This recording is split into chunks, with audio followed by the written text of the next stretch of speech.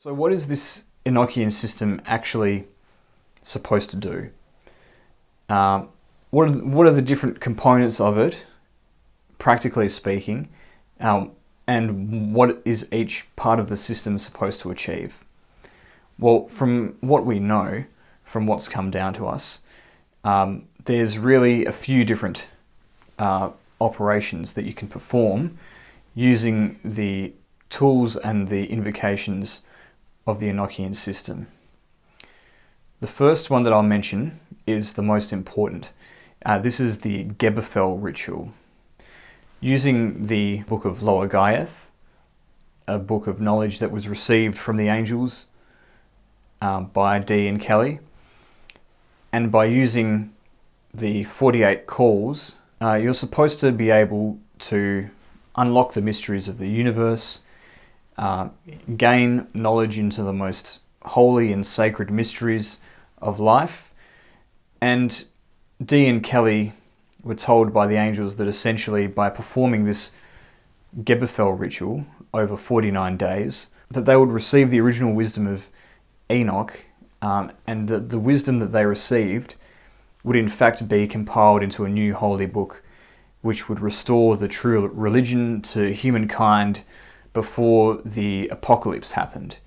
And the angels indicated that the reception of this holy book was a herald of the end times, that the world as it was being brought to an end in preparation for a new heaven and new earth, and that the knowledge that was given from this holy book of Enoch by the angels using the operation in the Gebofal ritual would be used to gather in a faithful remnant who could establish God's kingdom on earth. So that's very heavy, and it's very eschatological, and it's another example of how Dee's faith and his theology interplayed so much with his magical workings. You simply cannot understand the Enochian system without situating it in the context in which Dee was using it, which was very much a Christian context, despite the fact that Christianity is so often so critical of any kind of magic. But there were other elements to the Enochian system. You had the 30 Aethyrs, and basically the 30 Aethyrs represented different levels where different angels resided. The Enochian system, through the calls of the Aethyrs, allowed you to contact these angels, which had power over different parts of the earth, so you could influence world events in different parts of the earth. You've got the Great Table of the Watchtowers, which is another part of the Enochian system. This is another table with its own set of Enochian words, its own angelic names in it. And if you decipher certain angelic names from the table, you can use those angelic names to get the angels to perform certain things for you depending on what their office is. This is your run-of-the-mill medieval practical magic. So, you know, there are angels for things like moving something from one location to another, having power over illnesses and sicknesses, being able to give the knowledge of metals. You know, all of the things that were considered really cool back in medieval times. Not so much now. And then you've got the system of the Heptarchia, which is different again. This is a system based on another table, the Tabula Bonorum. These are the planetary angels and their sub-angels. Each of the planetary angels has power over certain forces in the world. For example, the angel of Mars has power over the waters. The angel of Venus has power over the spirits of the air. The angel of Jupiter has the power over life, to know the lifespan of any living thing, and so forth. So you can call upon these angels to try and use their influence over there's certain power over certain areas of creation. So you can presumably use the angels of the Heptarchia for practical magic, or presumably you can have scrying rituals where you contact them to give you information about the various areas of existence that they govern and the mysteries thereof. So as I said, we have some information on the Enochian system, but much that was lost, or much which perhaps simply wasn't communicated. So it has fallen to later occultists to try and fill in a lot of the gaps for how the Enochian system was meant to be used. The most famous example of this is, of course, the Hermetic Order of the Golden Dawn, a 19th, early 20th century esoteric order that was active in Europe, very involved in Rosicrucianism, Hermeticism, Kabbalah, and the like. Also incorporated Enochian magic into its system.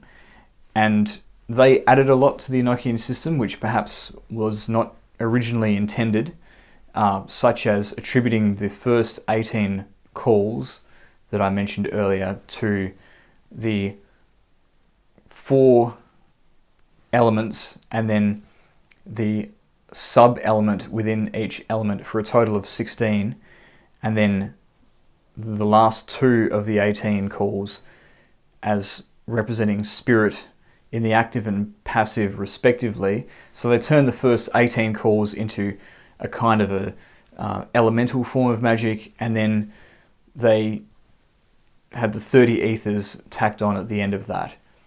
So very influenced by other Western magical schools of thought. Maybe the 18 calls before the call of the Aethyrs were meant to be used that way, maybe not. But it seems to work. It seems to get results the way that the Hermetic Order of the Golden Dawn used those calls.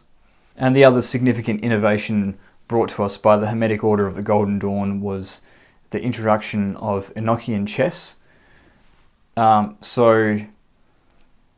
Attributing different Egyptian gods to different parts of the system, and then turning those into chess pieces and turning the great table into a chessboard. It all gets very complicated. That's just a bridge too far for me.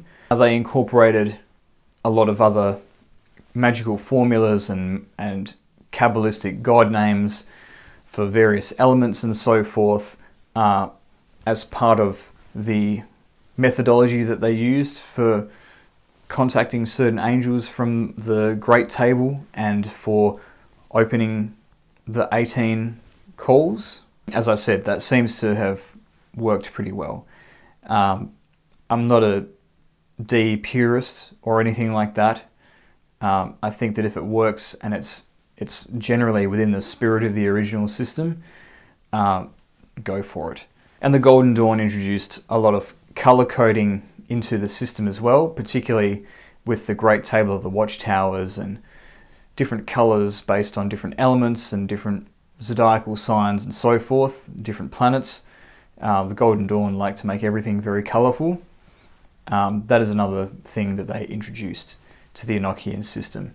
And that is how we arrive at the Enochian system as it is today. Nothing is ever simple with Enochian magic. It's a very complicated magical system. By the time I finish this video, there'll be a lot of cuts in it. A lot of editing that goes on because I have to continuously stop and collect my thoughts and make sure that everything makes sense, because it is an extremely complex form of magic. And that sometimes scares people off.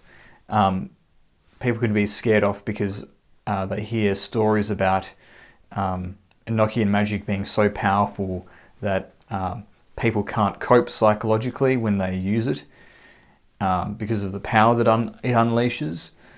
That hasn't been my experience, but it certainly is very powerful and not to be trifled with. But has huge potential for the enlightenment of the human race if used correctly. and used seriously. Enochian magic is my absolute favourite form of magic. I like to think that I specialise in it somewhat out of all the different magical practices I do. It's what I'm most serious about, most invested in. So I'll be doing a few more videos on this topic and sharing my insights. I wanted to just recommend some good sources that you can read to better understand this system of magic. The primary sources of a true and faithful relation and the 5 books of mystery. But there's some really good secondary sources that you can refer to as well. Aaron Leach's work on this system of magic is superb. I would recommend the Essential Enochian Grimoire as well as the Angelical Language, both by Aaron Leach, to really get a comprehensive understanding of the Enochian magical system, or systems, perhaps one is better off saying. For a real beginner level, basic guide, bread and butter guide to Enochian magic, Enochian Vision Magic by Lon Milo Duquette. In terms of getting all the information you need for the Enochian system, like what all of the different tables look like and all the different tools look like, I'd recommend Liber Hanoch by Aleister Crowley. It sets out all of the basic information that you need for different types of Enochian invocation, bar the Heptarchia, because I'm not sure that was very well known in Crowley's time. But there's lots of information about the Heptarchia in Aaron Leach's work, as well as if you go back to the source material in the 5 books of mystery.